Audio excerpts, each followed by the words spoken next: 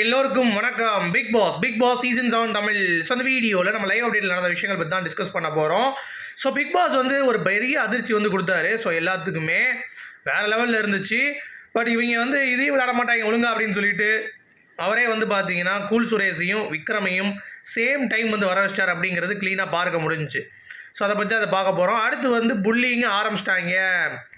அனன்யா வந்து பார்த்தீங்க அப்படின்னா அர்ச்சனாக்கிட்ட பேச ஆரம்பிச்சிட்டாங்க. பட் இது புல்லிங் சொல்கிறத விட அர்ச்சனாவுடைய என்ன சொல்கிறது ஒரு ஸ்டாண்டர்ட் இருக்குது பார்த்தீங்களா, அது வந்து நேற்று தினேஷ் கிட்ட வந்து சண்டை போட்டு வந்த பொழுது மாயா ரொம்ப க்ளோஸாக தான் பேசிக்கிட்டு இருந்தாங்க. ப்ளஸ் வந்து அனன்யாவும் இருந்தாங்க, அக்ஷயாவும் இருந்தாங்க, எல்லாருமே வந்து இருந்தாங்க. அப்போ கூட வந்து பார்த்தீங்கன்னா எனக்கு யாருமே இல்லை அப்படின்னு சொல்லி பேசிகிட்டு இருந்தாங்க.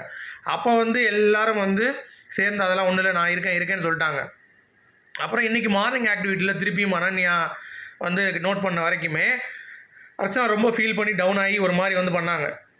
அதை பார்க்கும்போது அவங்களுக்கே வந்து ஒரு மாதிரி ஆயிடுச்சு. எதுக்கு நடிக்கிறீங்க, இது வந்து ரொம்ப ஒரு மாதிரி இருக்குது.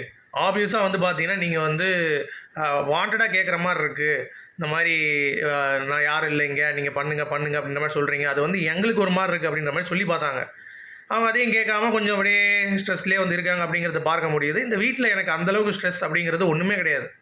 இப்போ நீங்கள் பார்த்தீங்கன்னா காலைல கூட தினேஷ் எதுவுமே சொல்லல, அவர் பாட்டு அவர் வேலையை பார்த்துட்டு இருக்காரு, எல்லாருமே அவங்க வேலையை தான் பார்த்துட்டு இருக்காங்க.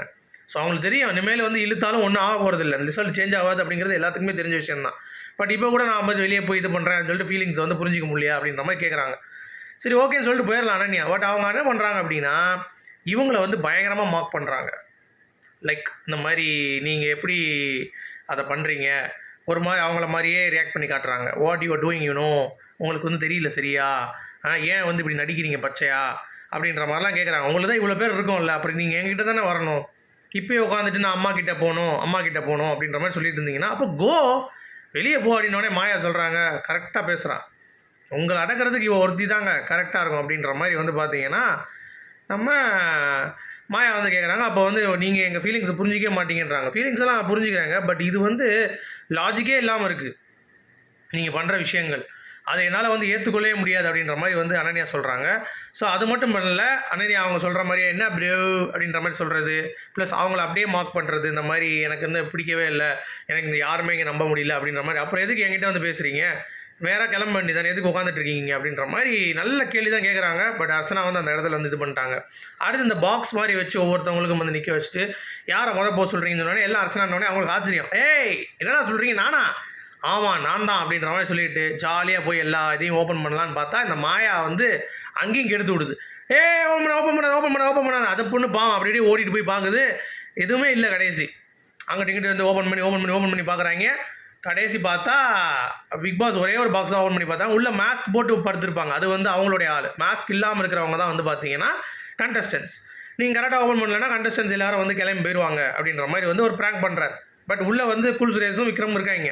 அந்த முட்டைக்குள்ளே விக்ரமும் டைனிங் டேபிளில் வந்து பார்த்தீங்கன்னா கூல் சுரேஷும் இருக்காங்க அப்படிங்கிறது பார்க்க முடியுது. பட் இருந்தாலும் ப்ராங்க் பண்ணுறாரு. ஸோ இவங்க எல்லாம் வந்து பண்ணிவிட்டு கடைசி ஒரே ஒரு பாக்ஸ் தான் திறந்தாங்க, அதுலேயும் மாஸ்க் போட்டு ஒருத்தர் உட்காந்துருந்தான் அர்ச்சனா. உடனே கடுப்பாயிட்டு போயிட்டாங்க, அட போங்கடா அப்படின்ற மாதிரி. சரியா, ஆனால் பிக் பாஸ் வேறு லெவலில் கண்டஸ்டன்ஸுக்கு வந்து பார்த்தீங்கன்னா அதிர்ச்சி கொடுக்குறாங்க அப்படிங்கிறது பார்க்க முடியுது. ஸோ இது ஒன்று. அடுத்து ஓட்டிங் பொறுத்த வரைக்கும் அர்ச்சனா தான் வந்து லீடிங்கில் இருக்காங்க அப்படின்ற மாதிரி தோணுது. இரண்டாவது இடத்துல மணி இல்லை தினேஷ், இந்த 2 பேரில் வந்து பார்த்தீங்கன்னா யாரோ இருக்காங்க. பட் அஃபிஷியல் நமக்கு யாருக்குமே தெரியாது, நம்ம அன்அஃபிஷியல் வச்சு பேசுகிறோம். ஓகேங்களா. ஸோ மிட்வீக் எவிக்ஷன் இருக்கான்னு கேட்குறீங்க, கண்டிப்பாக மிட்வீக் எவிக்ஷன் இன்றைக்கி இருக்குது. விஜய் வர்மா வெளியேறி விட்டதாக தகவல். ஸோ டாப் 5ல் இன்னொரு மிட்வீக் எவிக்ஷனும் இருக்குது. ஸோ 4 பேர் தான் வந்து ஃபினாலே ஸ்டேஜில் வந்து இருப்பாங்க, அதாவது ஃபினாலே வீக்குக்கு போவாங்க.